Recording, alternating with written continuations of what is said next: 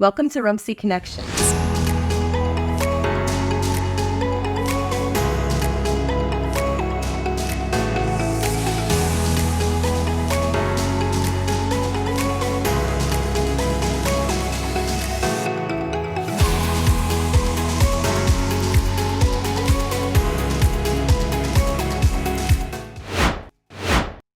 Welcome to RUMC Connections. My name is Meredith Gaskins, and I'm joined today by Dr. Calvin Hahn, who is our Associate Chief of Hematology-Oncology. Welcome. Thank you for having me. Of course. Through RUMC Connections, you will meet the fantastic doctors, nurses, and medical professionals that make our hospital thrive. We'll also provide useful information about your own health, explore the latest medical news, and hopefully get you answers to some of your own health-related questions. So for nearly a century, Richmond University Medical Center has provided a range of oncology services for patients throughout Staten Island. First accredited by the Commission on Cancer Care of the American College of Surgeons in 1937, Richmond University Medical Center is fully equipped to treat a wide variety of cancers. You can learn about the different types of cancer care services available through RUMC's website, and RUMC is proud to have an experienced team of board-certified medical oncologists and attending physicians on staff. Our oncology team conducts thorough assessments for every patient before developing comprehensive treatment plans. After determining the correct approach, they utilize the latest technology to deliver advanced care. In this episode, Dr. Calvin Hahn will discuss cutting-edge cancer treatments at RUMC and the role of immunotherapy and targeted therapies. So having grown up and been educated on Staten Island, Dr. Hahn went on to graduate with distinction from Cornell University with a bachelor's degree in microbiology, after which he completed a Doctor of Medicine degree at St. Louis University School of Medicine. He went on to complete a residency in internal medicine and a fellowship in hematology-oncology, both at Albert Einstein College of Medicine program. Since 2010, he has maintained a busy hematology-oncology practice at the Yolanda G. Barco Oncology Institute in Meadville, Pennsylvania, where he has also been the medical director of research and professional development and adjunct clinical professor at Lake Erie College of Medicine. So welcome. Thank you so much again for joining us today. Before we dive into the science of everything, can you share what inspired you to, specialize in oncology? So during my training years in internal medicine, I had a lot of opportunity to work with patients that are dealing with cancer. Although those a lot of times proved to be challenging, I really found those experiences to be most rewarding. I really admired the resilience of the patients, and I really wanted to be a part of their care. I was able to witness the special relationship that patients had with their oncologists, and I found that special relationship was something rewarding, and I wanted to be a part of that, a part of helping these patients. In addition, I really found the field of oncology to be exciting. The change and pace of new medications that were coming out, it was coming out at a very fast pace, and I wanted to be part of that change in the care of oncology patients. That's very admirable, and I can imagine it must be a very rewarding experience to, help get these patients to the other side of treatment and recovery. That's very commendable. Thank you. Let's talk about hope. There are these advanced treatments like immunotherapy, which are revolutionizing cancer care, which is wonderful. For those who may be unfamiliar, can you explain what exactly immunotherapy is and how it works in simple terms? Sure. So our immune system is responsible for helping our bodies fight off infections or other diseases, tasked in keeping track of all the normal substances that are in our body. Mm-hmm. And when they detect something that is abnormal, they set off an alarm and tells our immune system to attack it. Now, that also applies to cancer cells. But many times, the immune system itself has a difficult time in detecting cancer cells or having an appropriate response to these cancer cells. And that's where we use immunotherapy. The treatment helps in either helping detect these cancer cells or mounting a stronger response to properly attack the cancer cells. And now there are different types of immunotherapy. There is checkpoint inhibitors, and putting it in simple terms is like taking the brakes off the immune systems. And then there's also newer therapies such as CAR T cell therapy, where it involves taking our own immune cells from our body and developing them to attack these cancer cells and then returning those immune cells back into the body to fight the cancer. There's also what we call immune system modulators, where it it functions as a way of boosting our immune system so that they can effectively fight the cancer as well. There's also antibodies that are created in the lab that attach to specific areas of the cancer cells to what we call mark the cancer cells to be attacked by the immune system. Hmm. These are some examples of how our immune system is, I guess the treatments are effectively helping our immune system attack the cancer cells. Interesting.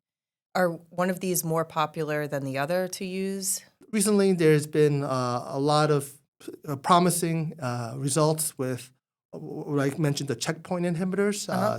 You may have seen commercials on TV. You'll see Keytruda or Opdivo. These are just some examples of medications that are a game changer in the field of oncology. We've seen some amazing results, and I've been practicing for a long time, and I really have been able to appreciate the advancements that these drugs have been in improving the outcome of patients with cancer. Wow. No, it's fabulous to see things like that, with all of these advancements. How would you say that breakthroughs like immunotherapy and targeted therapies influence maybe the long-term, emotional outlook for patients and families?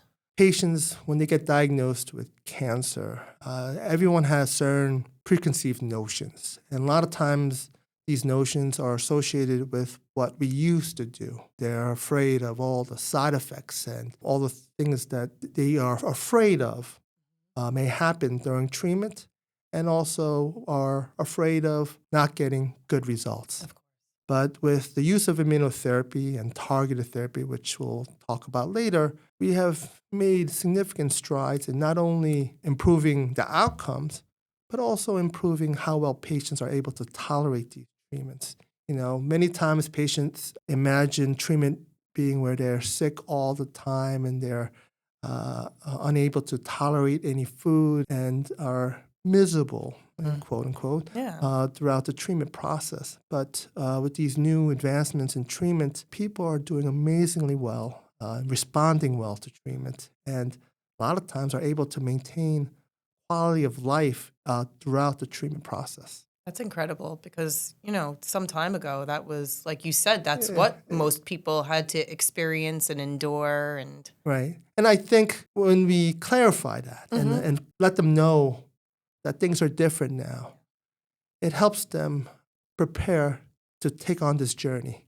One of the important aspects of successful treatment is helping the patients be emotionally ready, mentally ready, and of course, physically ready to take on the treatment. Having them understand treatment has changed and how we have made advancements really positively impacts their overall outlook. really would ease their anxiety and stress levels, a touch, everything else that they have to take in. Absolutely. Yeah. Now, are there instances, where patients' emotional resilience was significantly strengthened by their understanding or, of response to these innovative treatments? The internet is an amazing thing. And now patients have access to all this information.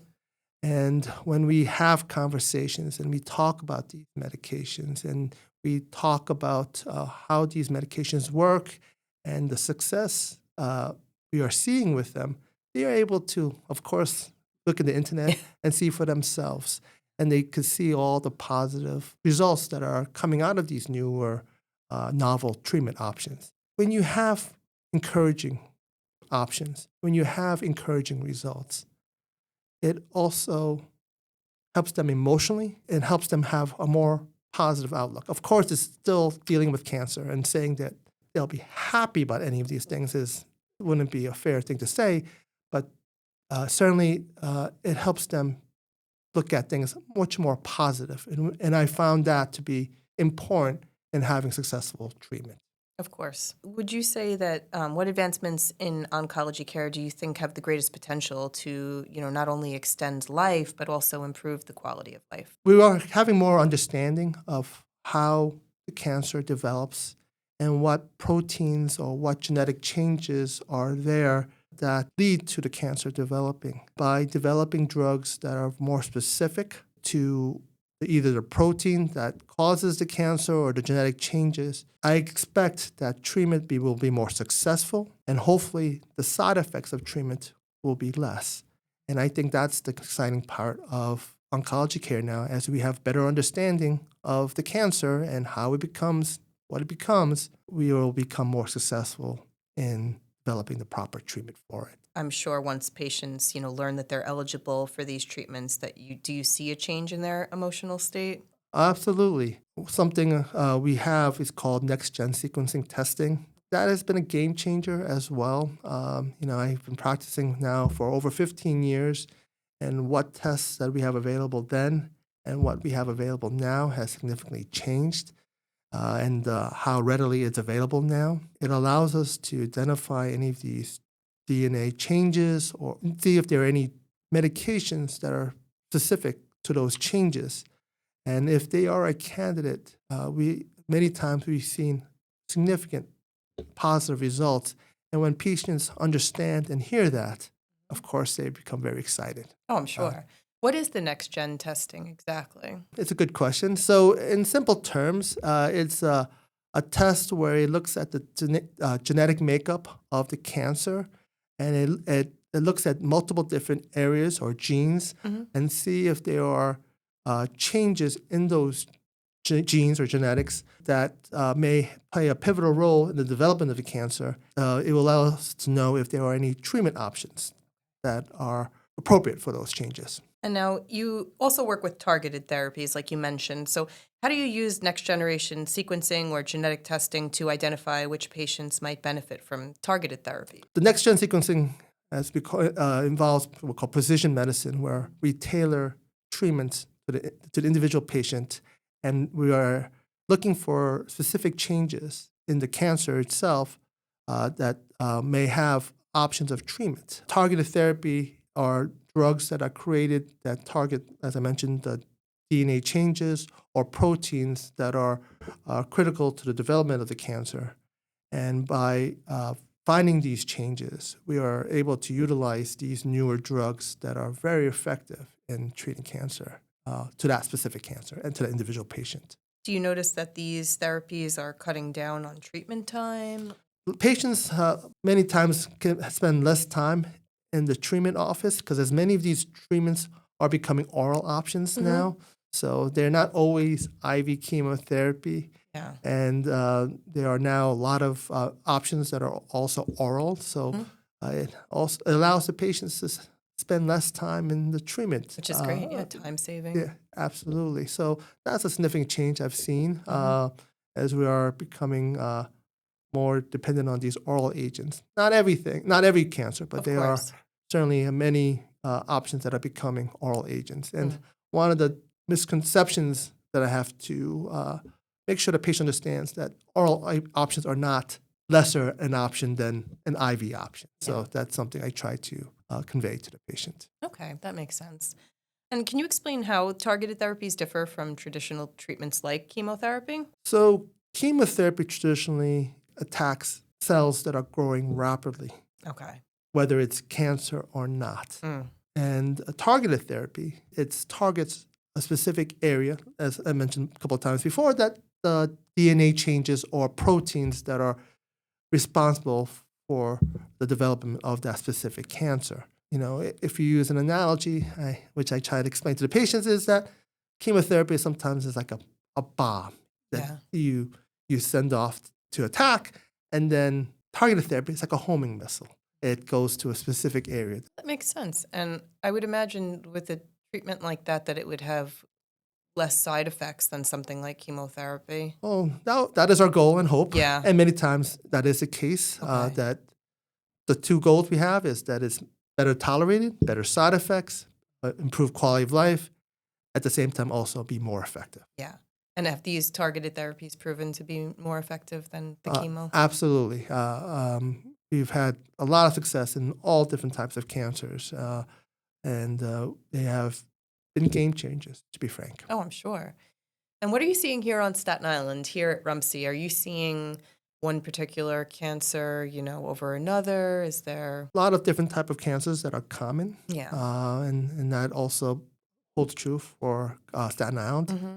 Breast cancer, prostate cancer, lung cancer, colon cancer. These are some of the more common types of cancers that we deal with on a day-to-day basis. So yes, very important to stay up to date on screenings and Absolutely. appointments to And catch all of this that before. would be another great episode to have. Absolutely. So now, would you say that the cancers, where targeted therapies have made a particularly significant impact? I've seen significant strides in lung cancer as well as breast cancer where we're able to use targeted therapy. Our hopes and goals is to have treatment to be more tolerable and have less Mm-hmm. side effects, as well as to be more successful. And I found that to be very true in treating patients with lung cancer as well as breast cancer, as well as many other cancers. But certainly, I've seen significant strides in those areas, and patients are doing amazingly with treatment. I'm getting results that I would normally not expect to see when I first started Wow, treatment, that's incredible. treating patients. Yeah. What would you say is the most exciting development that you've seen in this area recently? Having next-gen sequencing testing readily available. Yeah. In the beginning stages of targeted therapy, sometimes it was very difficult to get these tests performed or getting adequate sample. But now it is much more easier and readily available to get these tests done, and they have a great turnaround time. So we are able to let the patients know if they are eligible for these medications in a much more timely manner, so that we can move forward with treatment. How is the next gen sequencing done? Is it a blood test? So there are two ways to do this testing. Yeah. Sometimes we will send the specific cancer tissue Okay. to the laboratory, or sometimes we do what's called a liquid biopsy, where we get a blood sample and they detect any changes in circulating cancer cells in the blood, and to identify any changes that can be targeted. Okay. What would you say? How do innovations in artificial intelligence and machine learning play a role in the development of new cancer treatments? Are these technologies being integrated into clinical practices at RUMC? We are still in the early stages of incorporating artificial intelligence, and I do think it's very promising. Can you say how combining immunotherapy with other treatments like chemotherapy or radiation might improve patient outcomes? So, of course, ultimately, our goal is to have the best results with treatment. Sometimes immunotherapy, although effective, is not enough for certain type of cancers. Okay.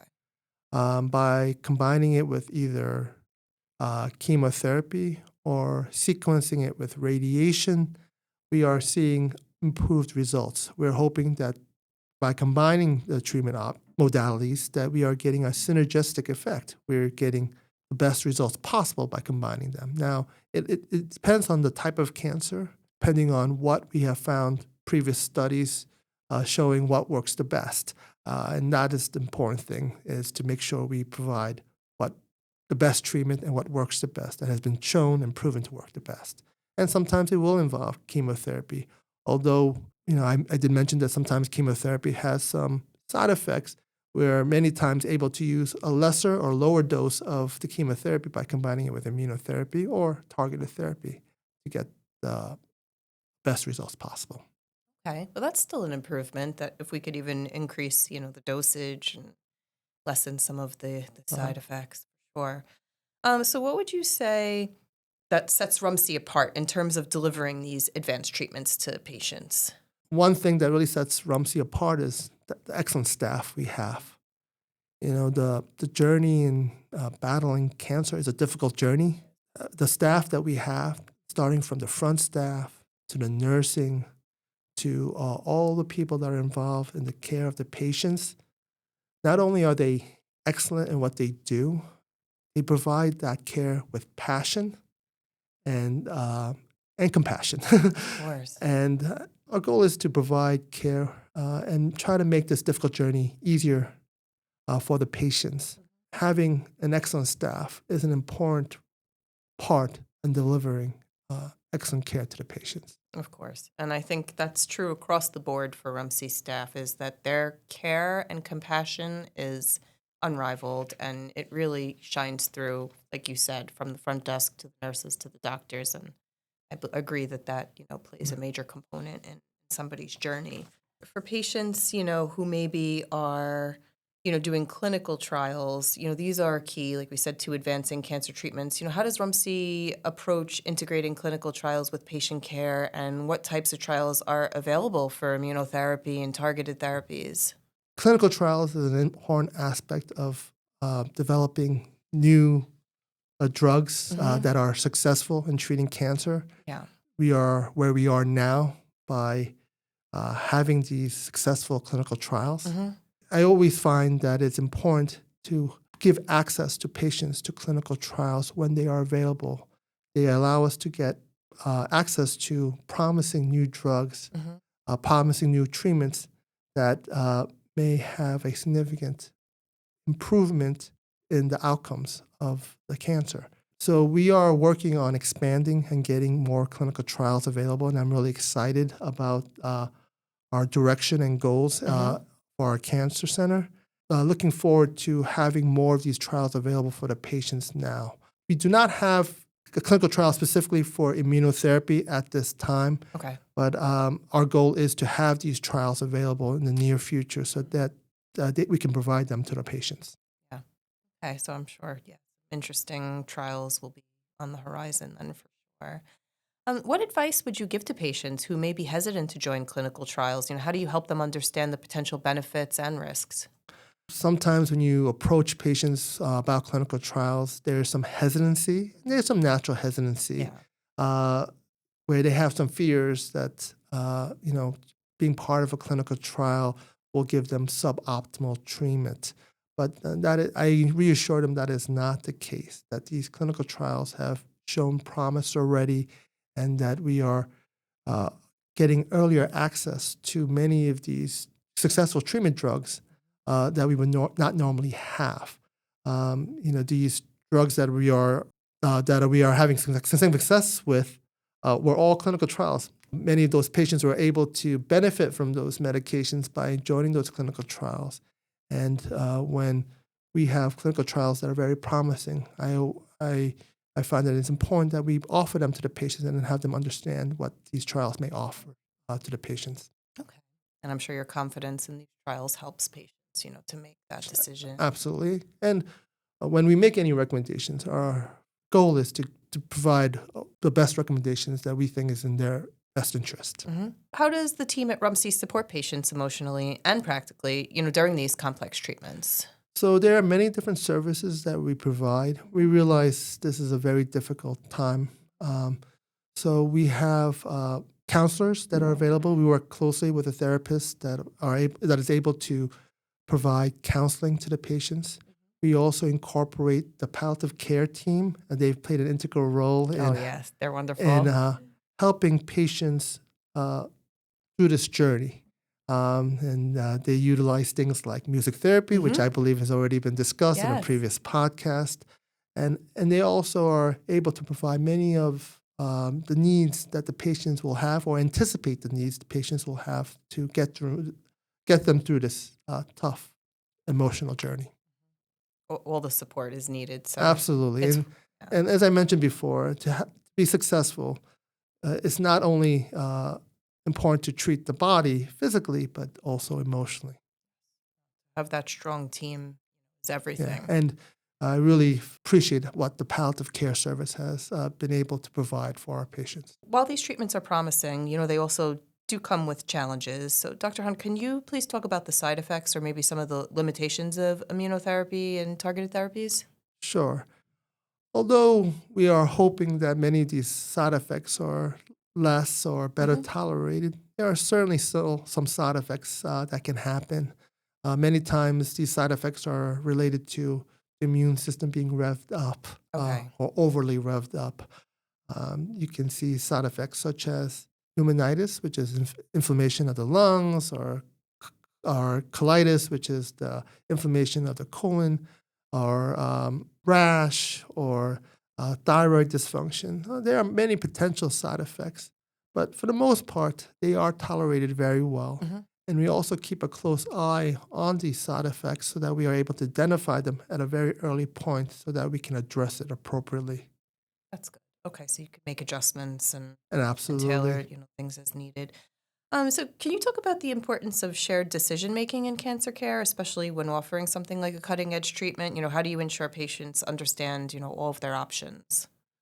So having an open communication with the patient, being honest with the patient, and giving them an opportunity to ask all questions to ensure that they understand their options and what these options entail is very important in the decision process. The treatment is not made by the doctor alone. It is a partnership between the patient and the doctor. And this journey is not done alone, it's done together. And it's very important that the patient not only understands their options, that they are actively involved in the decision process.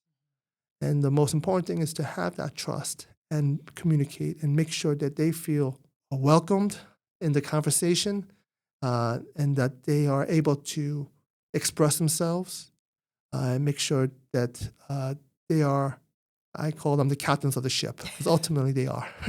It's a good reference. I like that. And it's important, and that they have the compassion on the care side of things. I think that helps to make these Yeah, difficult decisions yeah. a little easier Right. on to know that they have the backing and support of the doctor and their team. So I always want to make sure they feel that they have all the time that they need to express any concerns or have any questions so that we could address them appropriately. Absolutely. And then I think that's really important that the patient gets that sense. For patients who may not respond to these treatments, what are usually the next steps? So depending on the type of cancer, sometimes there are other targeted therapy That you options can try. or other immunotherapy options that we are able to utilize. Sometimes it will involve using traditional chemotherapy, Hmm.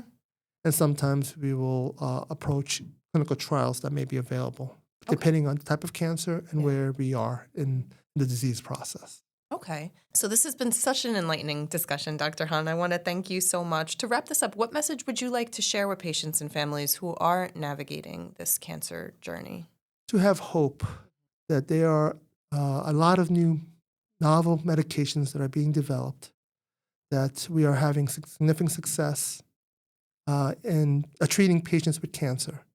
This journey is not done alone, and we at RUMC are committed to providing excellent, compassionate care to patients that are dealing with cancer.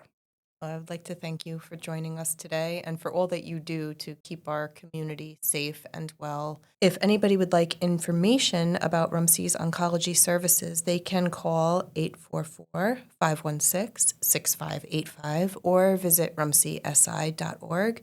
Thank you so much again for joining us. I'm Meredith Gaskins.